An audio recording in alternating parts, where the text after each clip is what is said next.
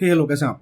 Markovnikov और anti Markovnikov rule जो होता है वो 11th स्टैंडर्ड का हाइड्रोकार्बन्स में पढ़ाया जाता है और एक बहुत इंपॉर्टेंट टॉपिक है और ये समझना बहुत जरूरी होता है क्योंकि इसके बेसिस पे काफी सारे कॉन्सेप्ट बनते हैं जो ऑर्गेनिक केमिस्ट्री में काम आते हैं। अब बेसिकली मार्कोनिकॉफ और एंटी मार्कोनिकॉफ रूल होता क्या है?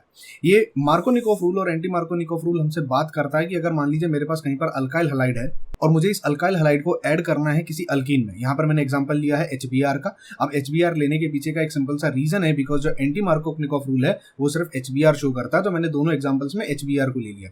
मार्कोनिकॉफ रूल जो होता है वो HBr, HCl, HI, HF सारे शो कर सकते हैं, तो वहां पे कोई रिस्ट्रिक्शन नहीं है। और जो एंटी मार्कोनिकॉफ रूल होता है वो सिर्फ HBr शो करेगा।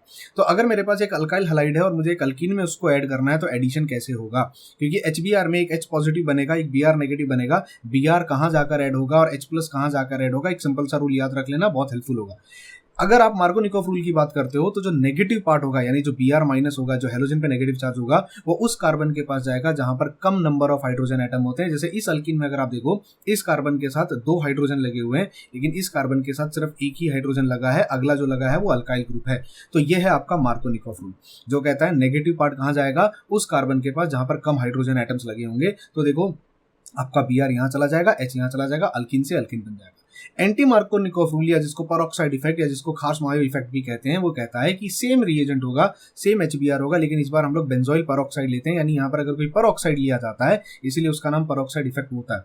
यहाँ पर उल्टा हो जाता है, यहाँ जो नेगेटिव पार्ट होगा वो उस कार्बन के पास जाएगा जहां पर ज्यादा हाइड्रोजन एटम्स हैं। तो देखिए, जो ब्रोमीन होगा अब वो यहाँ पर अटैच्ड है, ना कि इस कार्बन के साथ अटैच है। सिंपल भाषा में याद रखना, बहुत हेल्पफुल होगा। नीचे मैंने डेफिनेशन लिख के रखे हुए, महाराष्ट्र सरकार की टेक्स्ट बुक का स्नैपशॉट है, रीड कर लेना, समझ में आ जाएगा।